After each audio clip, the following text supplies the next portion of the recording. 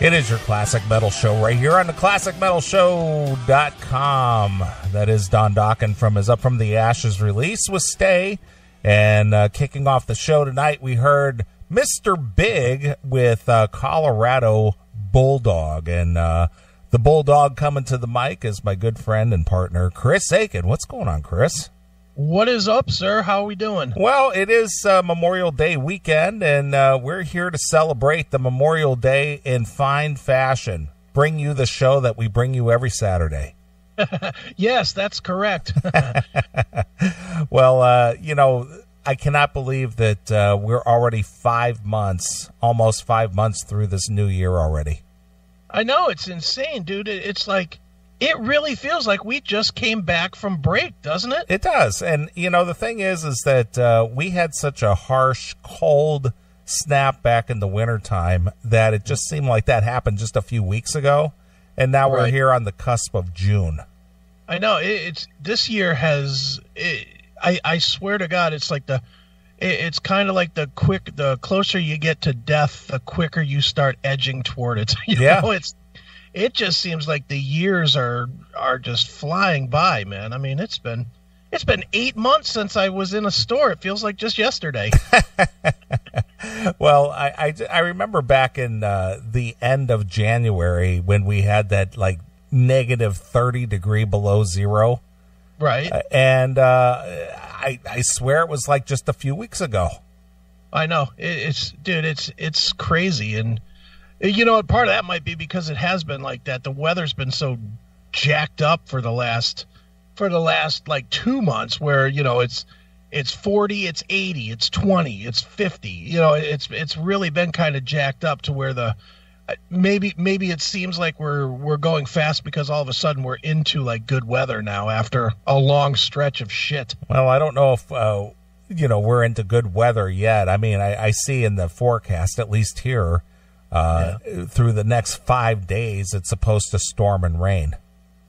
Well, I'll take rain over 30 degrees. I don't know about you, but I'll take the rain. Well, what's really strange is that I went to work, I believe on Monday, with no coat. Mm-hmm. Tuesday, I had to wear a coat. Sure. Then Wednesday, I had to wear a coat. And now today, I didn't need a coat. Wow. The temperatures have been swinging between 45 degrees during the day all the way up to 85 degrees just in a matter of 24 hours.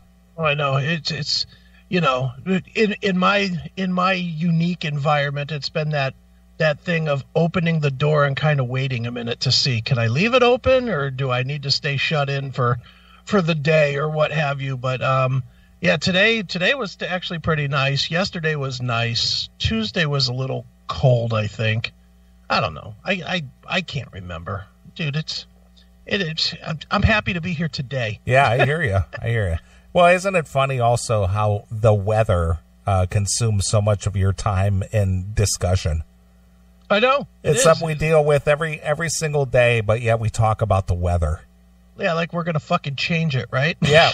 Well, we are. I mean, according to the climate change people, we have the ability to control the world's climate.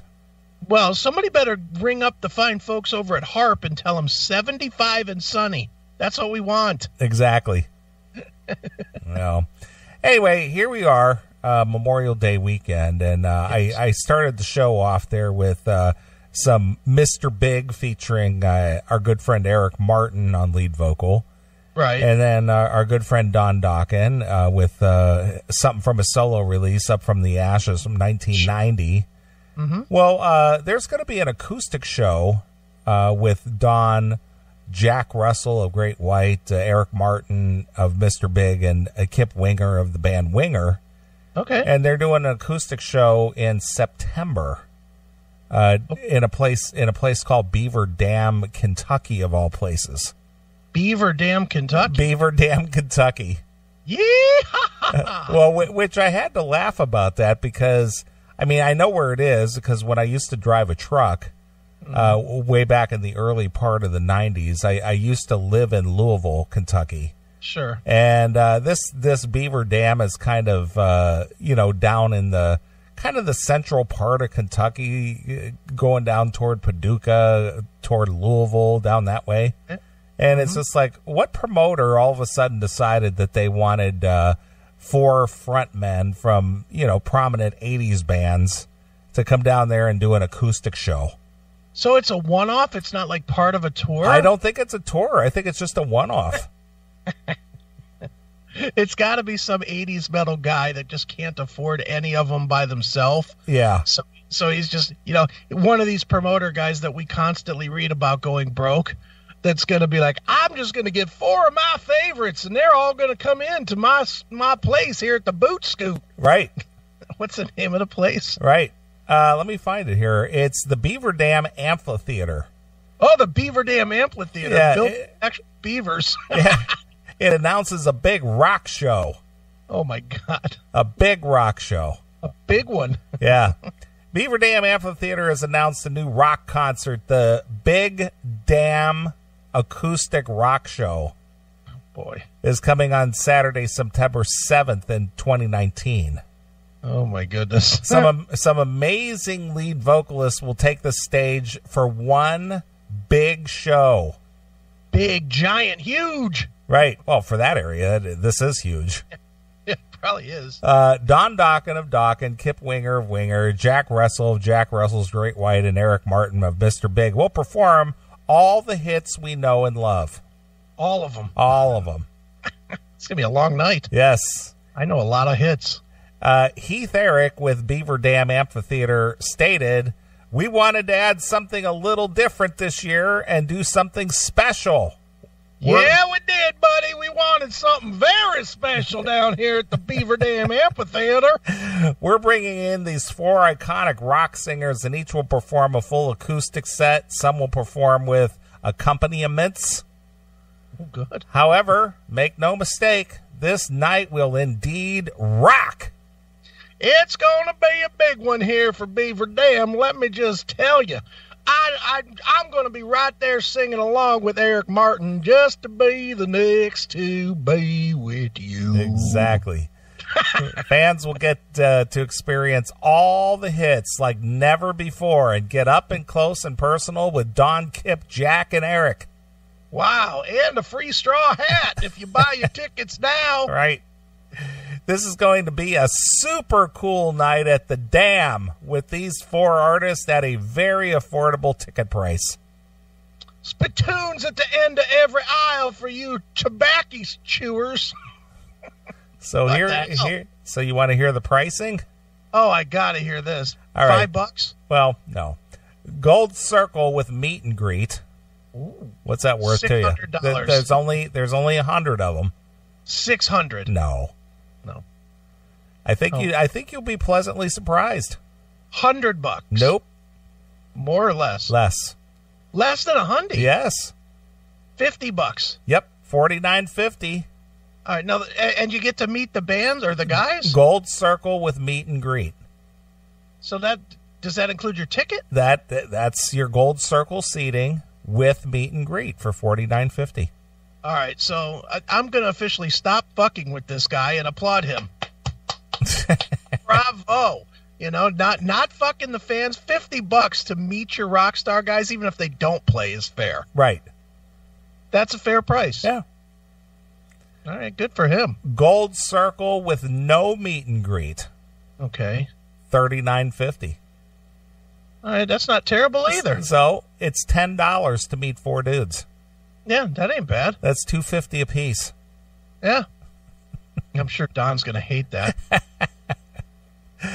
VIP, lower arena, and pit, $29.50. So that's just like closer seating?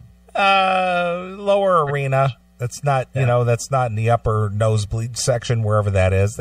Now, mind you, this is an outdoor, like a Blossom place. They have a place like that? Oh, I'm not saying it's as big. I'm just saying it's a similar setup where it's an outdoor thing with lawn. I gotta know who else plays there. Do you have the rest of their concerts? Well, I can see. Then general admission, that is upper lawn. Yeah. $19.50. All right. Those prices are damn reasonable. Well, this is Kentucky. I wish I lived a little closer to Beaver Crack or whatever. No, Beaver Dam, Kentucky. Beaver Dam, I'd go to that for $50. I'm actually considering going. I was gonna say that. Well, you wouldn't have to pay anyway, but that's a reasonable price there. That's pretty good. Yeah, it's real good. Even Nathan from Kentucky can afford those prices. He's not that far away. Oh, you know he'll be there. So I got my pad and my paper for the Times. I'm going to cover this event. Right. So, yeah. So anyway, I've been texting with Mr. Dawkin yesterday and today. Yeah. And we were talking about the set list, and I was like, okay, dude, if you're going to do this, why don't you just do something different? Break out one song from Up From the Ashes. Yeah, anything. Just one song. Yeah, let's have some Give It Up acoustic or something. Yeah. So he said, well, I think I will. I'm considering playing Stay, which is why that's a good one. Which is why I opened the show with it. Dude, any of those songs would be good. Just because it's not the same old tired songs. Right. You know, I mean, as much as I like In My Dreams, I don't really need to hear it acoustic, do you? No, not at all. Yeah, I'd much rather hear Up From the Ashes or Stay or Give It Up or any of those songs. Right. So you were asking about other bands? Yeah, there's got to be some big names. Nitty Gritty Dirt Band. Of course. They are out on their, 50th anniversary tour or something like that? Sure, they are. I think they are. Mm-hmm. Another one, John Prine. John Prine. Yeah, John Prine. Wow. Well, right, so they have like some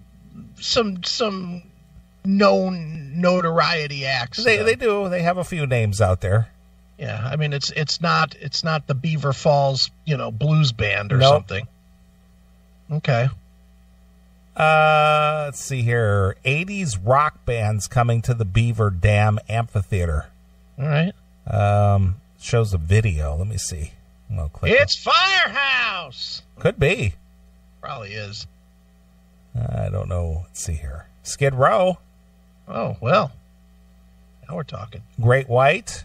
The other one, the Mark Kendall Great White. Mm. Vixen. Oh, so this place has regular shows. Yeah, well, this is called the 80s Rock The Dam Fest, featuring Skid Row, Great White, Vixen. It's that damn fest, god damn it. Right. So here's their prices for the whole fest with the actual bands. Okay. We've got Skid Row, Great White, the Mark Kendall version. Right. And Vixen. So $100. Not even. Really? Nope. God. You get the gold circle with the meet and greet. Mm-hmm. $89.50. See, that's all reason. Why can't these other fucking promoters learn from this? Because they're not in a city.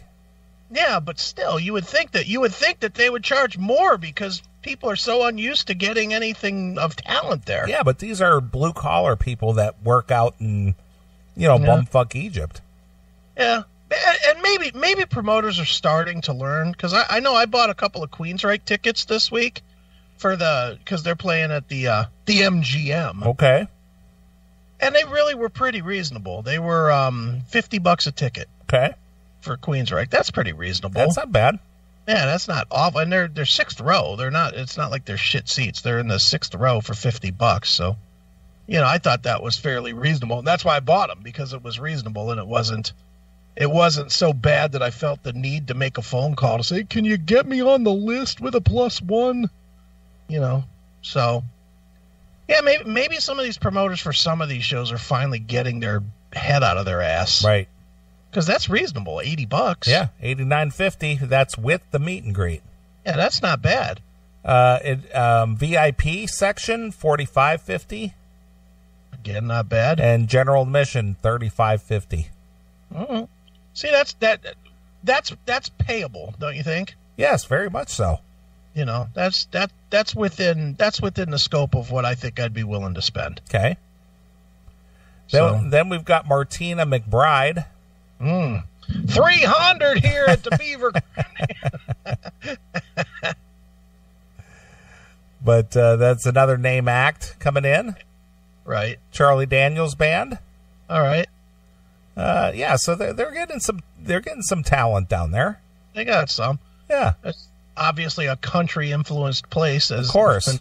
I guess that's not a big surprise. No, not at all. But that's what you get going on there. Where will you stay? The Beaver Dam Inn? I'll be staying at the Dam Inn. Nice. And all this brought to you by WBKR 92.5. The Beaver. No, the country station. Oh boy, they really went all out thinking about that one, huh? Yeah, the original country station. You're listening to WBVR, the country station, the original, not one of them fake ones. This is the original country station right here in Beaver Dam. Exactly. Now here's some mandatory Merle. Yeah, so there you are, WBKR. Right. Is that Saturday? Yes, it is. So you're road tripping. Yeah, it's September 7th. All right. Well, look at that. A road trip for Neely to see Dokken. How unusual. Yeah. Go talk to Eric Martin. Yeah, well, that'll be good. He'll stand there and talk your ear off. Now, you got to get your phone out and actually get some of these guys? If I remember, I'll do it. Oh, I'm going to remind you to death. I'm going to remind you to death because now I want video. Now I don't even want you to do Spreaker. I want you to do video. Put a video in their face. We'll do that. Well, now that we do have that video capability. Yeah, get us some video stuff. Yeah. Take whatever girl you decide to be dating at the time and have her hold the iPad. Exactly. So there you are. That's what's going on in Beaver Dam, Kentucky. I can just see you now. You'll have whoever the new girlfriend is at the moment. You'll be like, "Hey, baby, want to go to Beaver Dam with me?" What? Where? Beaver Dam? Yeah, Beaver Dam, Kentucky. Most people, they try to go on some little vacation to, I don't know, L.A. or Florida or somewhere nice. We're going to Beaver Dam. Yeah. Hee-haw! You got a cowboy hat, baby? We're going to Beaver Dam. Exactly. So anyway, if you end up going to a show like that, you may end up hearing one song from Up From the Ashes. Will Neely get up and sing with Don? I wouldn't be invited, I don't think. I'm not a singer. He'd get you up there. You know, yeah. What was that song? Sunset Superstar. Sunset Superstar. Yeah, I don't see him performing that acoustic. You don't think the acoustic version of that will be broke out? I just don't think that's going to fly. That'd be funny if he's like, "Yeah, I brought out the background singer for this song. He came all the way from Chicago to sing with me." Right. It's Neely from the Classic Metal Show. How come Don's got a southern accent? I know, that was the same thing. I'm sort of mixing up my shit. Well, I was getting into the vibe of Beaver Dam, I guess. Yeah, I guess. Too funny. Well, this week you were kind of busy filling in for Bob Nobandian doing some Skull session recording. I did. I most certainly did. That was fun. So what can the fans expect on the next episode? You know what? It was kind of mishmashy. Bob was actually a part of it. And he talked way more than I thought he would, considering he sounds like ass. He just sounds he sounds like, yeah, you know when you hear those stories on the news about somebody tying a black guy to the back of their car and driving it? Yeah. You know how you get that mental image in your mind about what that feels like? Yeah. That's what Bob's voice sounds like. Ugh. It just sounds like awful. But Bob was a part of it, and his producer Matt. It was mostly his producer Matt and I, just kind of shooting the shit. And we were talking about Bob, like me, is a big fan of this new Last Crack record and of their previous record. So we talked a little bit about that, and we talked about the interview, and we talked about my Don Felder interview because that was such a fucking big score. So we talked about that, and then we just kind of shot the shit about music in general. We Bob and I got into kind of an argument about a topic that he does not agree with me and you on at all, which is that the bands today are their own worst enemy with the streaming rights, because they don't. Bob swears up and down that the bands have to give up all the rights to their music and then just let it be released on YouTube and whatever. And I'll argue with him all day long that they don't, but he was adamant about that. That we don't understand the business. All right. Well, maybe Bob has some insight we don't have, but no. A lot of these bands, as far as the streaming is concerned now, I'm not talking about the new material. I'm talking about their older material. Yeah. They really don't have any choice if the label or whomever owns their rights. Right. Mm-hmm. Puts it out. And I agree, and I agreed with him on that. I said, dude, their old material's fucked, but if they're releasing something new, they're all signing one and done contracts. They can sign whatever they want. True. They can tell them 4 songs or 1 song or whatever. They're just not choosing to. Yeah, it's part of the negotiation. Yeah, it's too hard for them to manage. I mean, if I guess if they're signing with a label, and I use that term loosely. Yeah. I would imagine that they might have some leeway with that, but if the label says, well, go fuck yourself, it's all or none. Right. In this day and age, if they want to put the work into it, they could do it themselves. Yeah.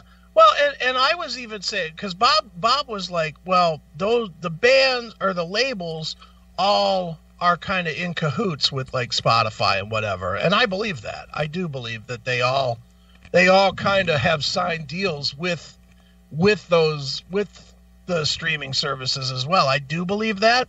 But I also believe that the labels would do better if they just didn't release the whole thing. And I gave Bob this exact example. I'll give it again on the show here now. But I was like, Megadeth is getting ready to release a new album, or they're starting to record it. They'll release it in 2020. As a fan of the band, if they released 4 songs to Spotify or to Google Play or whatever, and I heard those 4 songs, especially right when it came out, I would probably go and buy the rest of it. I would buy the whole $10 worth of download of it, just because I'm a fan of the band, and I wouldn't want to wait, until it leaks or until somebody else puts it up there or whatever, and then not have it available to me potentially because it gets taken down off YouTube or whatever. I would hear the 4 songs, and because I'm a fan, if they were a good 4 songs, I'd buy the rest. I said that to Bob, and he's like, well, that could never work. And I was like, how could that not work? That would work for the labels, for God's sakes. The label would make more money, the band would make more money, and you would still be, because he kept saying, well, the labels, even if it's just pennies on the dollar, they're making those pennies. I was like, well, they'd still be making them from those 4 songs. They would still make those pennies on the dollar from those 4 songs, but they'd be selling, an extra 2, 3, 5,000 copies of the music. And the label makes $10 a copy. Of course they do. Of an actual physical sale. I was like, how many streams does that equal? That they're giving away by putting the whole thing out there for free. But Bob was adamant that I was wrong. Well, so I guess it'll bear itself out, and we'll see who is right in the end. Yeah. But in any event, we did a good skull. So Bob was like, we're going to do exactly an hour because that's all my voice can do. he knew that ahead of time. It was only an hour's worth. He was like, that's all my voice can do. And then we did, I don't know what the final cut will be, but I know it was like an hour 40 that we did. Right. Well, so, you had 2 healthy voices with you and Matt. Mm-hmm. And, of course, Bob chiming in. Sure. And me, I can talk endlessly forever. So we could have done 3 hours. I'd have been fine. It's all good. Right. But yeah, he was most gracious with his comments about the Don Felder interview. And I was like, I couldn't have been more happy, because Lord knows again, much like I was talking about last week with Butto, I went into that one very, very nervous, and it was very cool to interview Don Felder of the Eagles. Yeah, well, how did that come about, and what was that about? He has an album called American Rock and Roll, and my publicist friend Amanda Kagan, who is at this moment my 100% favorite publicist of all time, right? But she always hooks me up with some really, really good stuff. She gets really the bigger stuff. Okay. We have two publicists that really get the big, or three, I guess, that get the biggest stuff. It would be Chip from Chipster. It would be Kevin from whatever label he's, KSA, and Amanda from ABC PR. Okay. And I've been friends with Kevin and Amanda back when they were like, I don't know if they were interns or if they were entry-level publicists at wherever they were, but Kevin was at a small, he was at Raby Entertainment. Remember Raby Entertainment? Yeah, it just rings a bell vaguely. Yeah, I mean, he was like an intern publicist at Raby Entertainment 20 years ago, and him and I have been friends ever since because I would interview anybody that he was working, I would do. And because of that, that's how I've gotten quite a few big things for us. Steel Panther, Alter Bridge, Miles Kennedy, Seven Dust, etc. They all come out of Kevin because Kevin works bigger bands now. He's established and whatnot. Amanda has hooked me up with a lot of bigger name stuff too. And out of the blue, she hits me up with an email like, hey, if I could get you 20 minutes with Don Felder, would you be able to do that? And I was like, yeah, anytime of any day I would be able to do it. And she goes, well, I can get you 30 minutes at 9 a.m. on whatever day it was, Tuesday, I guess. And, 9 a.m. rock star time, or you may not even know this because you don't do those interviews.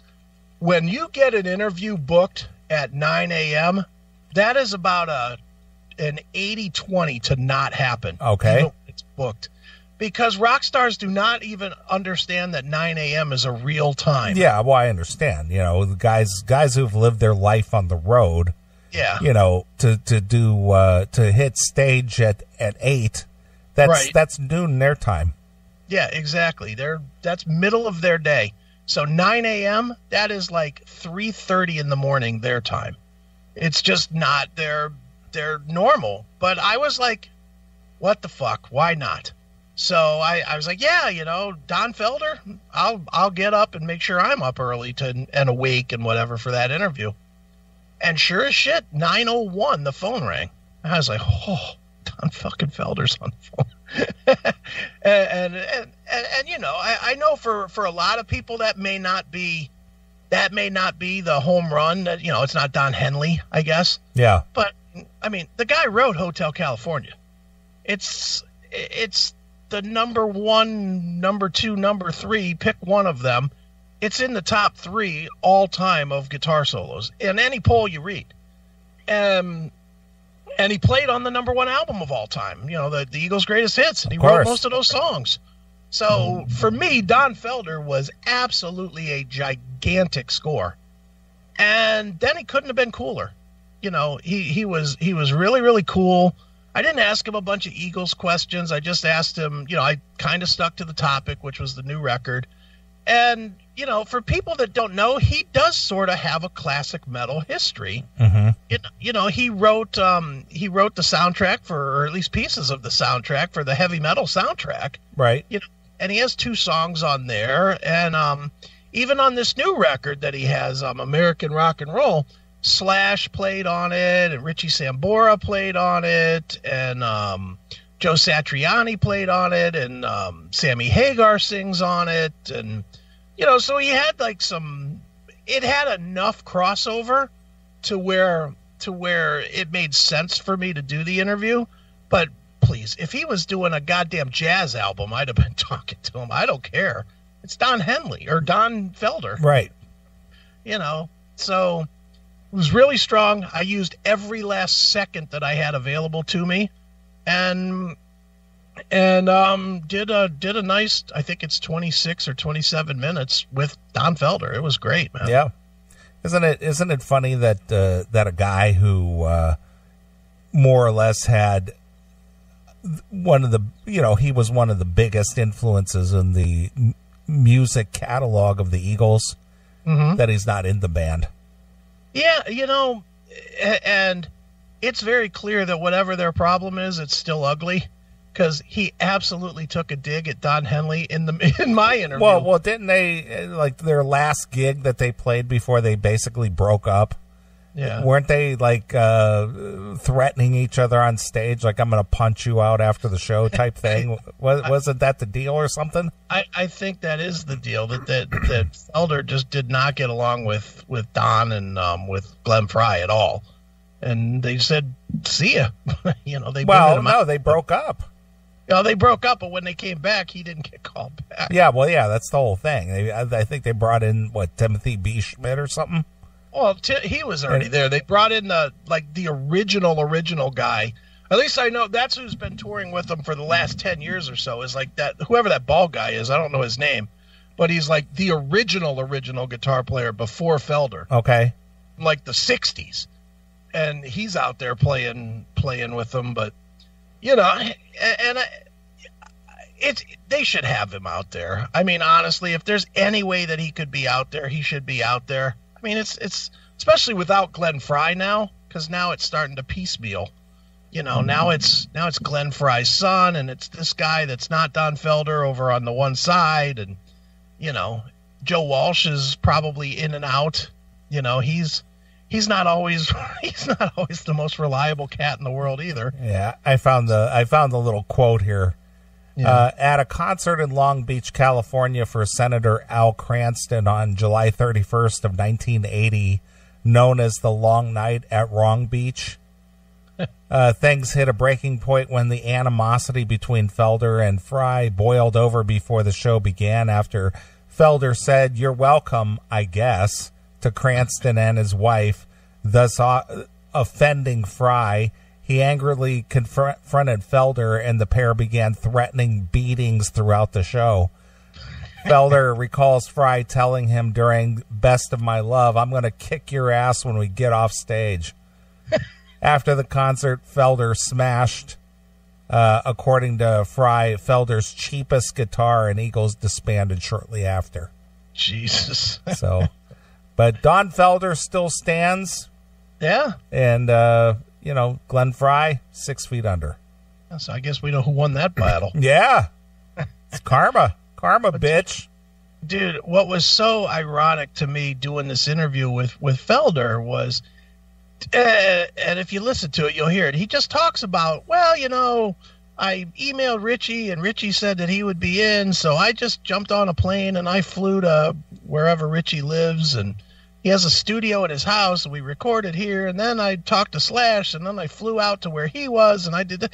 And I'm doing the math in my head, and I'm like, all right, planes and hotels and whatever. Mm-hmm. This guy spent $100,000 traveling around just to make a record that 2,000 people are going to hear, maybe. But he's got that kind of fuck you money that, it doesn't matter to him. Yeah, why would it? I mean, the guy was part of the lineup that, that sold the most highest selling record of all time. Yeah, exactly. He sold more of that one record than even popular bands had in their career. Yeah. That record's at current count, 38 million records sold. I mean, who was next? Like Michael Jackson, Thriller or something? Yeah, Thriller is second. Yeah. So, but I mean, dude, I looked and it said, and I didn't ask him obviously, but according to the internet, several sources on the internet, he's worth $60 million. Okay. And I'm like, Jesus, he might have just. Somebody said to me, he might have just got on his own personal jet. Could have been, because you got $60 million, you can afford a personal jet. Sure, you can. He's got that kind of coin. It's just like, wow, but. It was so, for me as a dumb music geek, it was so exciting to interview that guy. You know, it takes one of the biggest bands off the list. You know, and I interviewed Bill Wyman once from the Stones, and now I've interviewed an Eagle. You know, and I need to get a Beatle and a Who member, and I think I'll have them. I'll have the big four. Well, how about the Zeppelin member? Well, I've met Jason. Does that count? No. I mean, I've met Jason too. I mean, I would love to get that, and you know, much like the Beatle, I don't think it's going to happen. Well, we were offered John Paul Jones at one time. Yeah, and for whatever reason that didn't happen, but we were on a list to be one of the interviewers. Yeah, we were, and I was going to let you have that one. Yeah, because I'm a fool. I should have done that one in a minute, but you know, I don't remember why it didn't happen, but I think it was just he pulled out of all the interviews or something. That was when he was first trying to launch that horrendous band, that Crooked Vultures. Yeah, exactly. Yeah, I totally forgot about that. Crooked Vultures. Yeah, them Crooked Vultures or whatever. Yeah. Terrible band. Didn't quite go anywhere, did it? No, it was because it was garbage. It really wasn't very good, but still, it's John Paul Jones. That would have been good. Well, of course. You know, that would have been. I would do that. That's another one. Oh, you want me to do it at 3 a.m.? Sure. Pick a day. You know, wouldn't matter to me what was going on. You can. My wife's having a baby. She better keep a cork in it for a little while. I got an interview to do. It's Led Zeppelin. Yeah, you can repeat his line in The Song Remains the Same movie. This is tomorrow. This is tomorrow. This is tomorrow. Very nice. So yeah, it's been a busy week. It's been a busy week of running my mouth, I guess. Well, you don't have to leave home to do it. Yep. Well, that's it. And, you know, I've got more coming. I'm, not that this is a surprise, but you know, I love this guy's music to death. I'm talking to Jeff Scott Soto on Monday because he's back yet again with yet another project. Wow, what a surprise! Jeff Scott Soto out there working on another project. I know it's funny because I started seeing reviews pop up for his new album. It's called Origami, for his metal band, for the Soto band. Okay. And I was like, how am I not on anybody's list? You know, and I went looking through my emails to see if I just missed the email or something, and I'm not on the list for whatever. So I just emailed Jeff, his personal email. Yeah, me and Jeff, we were just shooting the shit, and I said, hey, dude, why don't you come on the show? And he's like, yeah, Chris, dude, if you want me to, sure. I think I could, scratch out a block of time. And you know what, dude, you're kidding, but that's about how it went. Because he and I have become, I don't want to say friends, but, we certainly know of each other very well. You're friendly. Yeah, we're friendly. And I threw him an email, and he hit me right back and just was like, yeah, I'm working with this publicist instead of that one that you always work with Frontiers. So that might be why you didn't get the email. But, I have scheduled these days. So if you want to do it on any other day that's not these days, that's fine. So we just kind of threw mail back and forth, and we're doing that on Monday. So that'll be fun. We had a couple drinks, had a few laughs, talked about music, talked about hitting the road, man, and just shooting the shit. Me and my buddy Jeff Scott Soto. Yeah, we shared a couple joints, we just kind of like kicking back, talking about the tunes, man. Look, let me have my friend, you, Mr. Don Dokken fan. I'm allowed to have one. Well, you have one that's actually working and successful and good things. So he's like, "Hey, why don't you come out to New York City? Take a little break. Come on out, hang with us." Yeah, you want my plastic record for your wall? Yeah, Jeff's a good dude, though.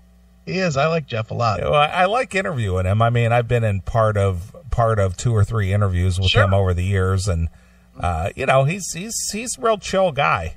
Yeah, he gets it too. He's not he's not overly serious. He's not overly, this is my new record, and we got to get down to promoting this. He shoots the shit about whatever. Yeah, of course. What's he got to lose?